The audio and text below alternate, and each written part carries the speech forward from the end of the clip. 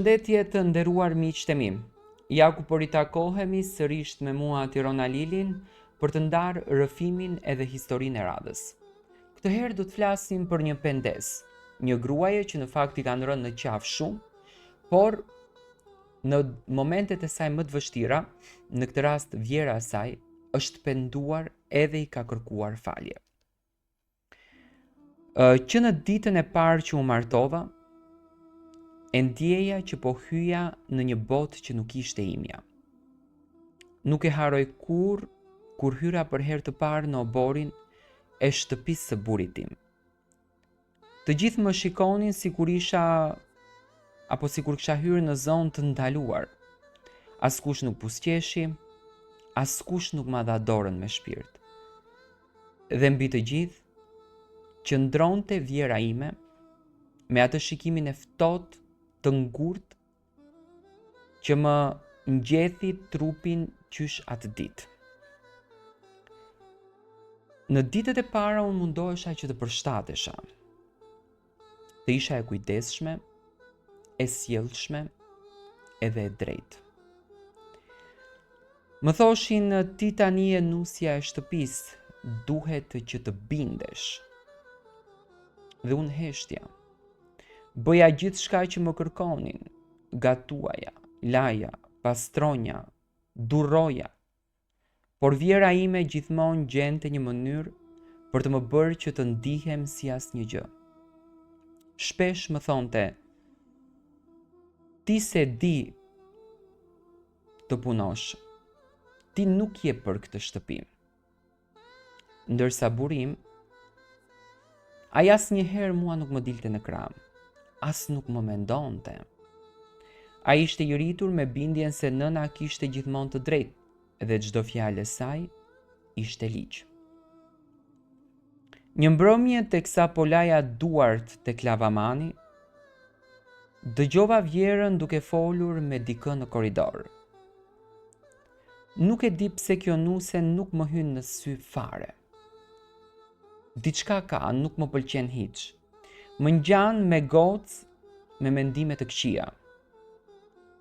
Në atë çast kuptova që ajo nuk po kërkonte arsye për t'u afruar me mua, por kërkonte arsye për të më larguar mua nga rrethi i saj. Pak e nga pak filluan të vinin tek unë fjalë të pista, të ulta, që tani akoma më djegin shpirtin. Një ditë kunata më thret dhe më thot, e ke dëgjuar çfarë po thot mami? Po thot që ti flen me vëllain ton të vogël. Më iku ngjyra e fytyrës, e përpiva lotin. Aty më ra celulari nga dora, nuk munda të besoja që ajo po guxonte të bënte një akuzë të tillë.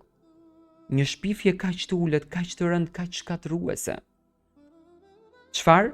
Unë me kunatin? Bërtita me gjithë fuqinë e shpirtit tim. Kunata uli syt. E di që s'është e vërtet, por mami s'po ndalet, më tha. Ato fjalë më ranë si thik. Familja filloi të më shihte me një sy tjetër. Njerëzit e lagjes filluan të më shmanknin. E ndjeja një ajër në shikime, në lëvizjet e tyre të fsheta, u përhap si një zjarr në kashtë. Brenda pak ditësh, nderi im ishte bërë spektakël për të gjithë njerëzit. Burri im, që edhe më parë kishte temperament vështirë, pas kësaj shpifje u shëndrua në dikë tjetër. Zërat e vjerës ja helmuan mendjen. Një natë kur u kthye dhe i than prap nusja jote po fle me vëllain, ai nuk u përmbajt më. Më kapi nga krahu, më përplasi te muri dhe mu afrua në fytyrë. Thuaje të vërtetën, thuaje se do të fundos. Unë qaja, dridhesha. Nuk e di, asgjë s'kam bërë, janë gënjeshtra, pse nuk më beson, i thoja. Por ai nuk më dëgjonte, më shtynte, më shante, më godiste, dhe vjera ajo rrinte në derë me duart kryq dhe qeshte me buzët e ngrira.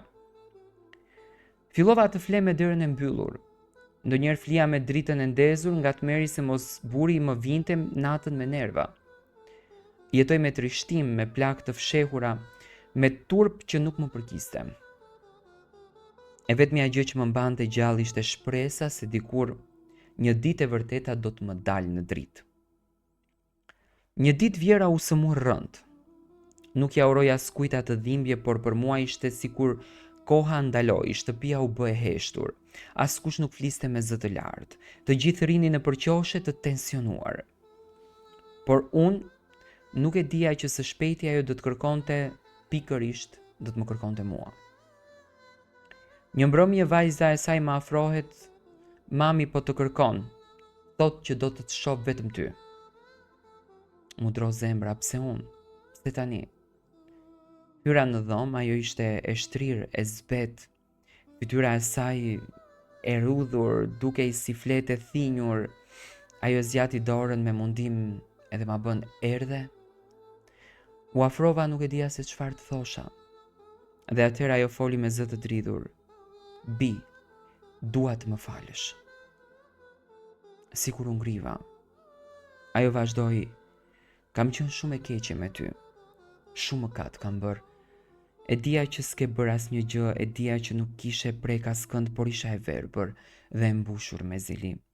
Doja të kisha kontroll mbi gjithçka, nuk doja të më merrej ndjemtë e mi. Kam thënë gënjeshtra, shpifje, e di që të kam vrarë. Më mbetën lotët në sy, por nuk dilnin. Pastaj tha fjalin që më shpeu shpirtin, shpifjen për kunatin. Unë e sajoja, askush asgjë s'ka parë. Ishte tërësisht nga unë, thot, vetëm që të largonim. Sytë mi u mbushën me lot. Nuk më besohej, ajo vazhdoi. Më fal, Bi. Para se të ik dua të largohem me një fije qetësie. Dua të më falësh, edhe pse nuk e meritoj këtë falje. E shikova gjatë. E vëzhgova. Ajo nuk ishte më gruaja që më kishte shkatëruar, ishte e thyer, e vogël dhe e penduar.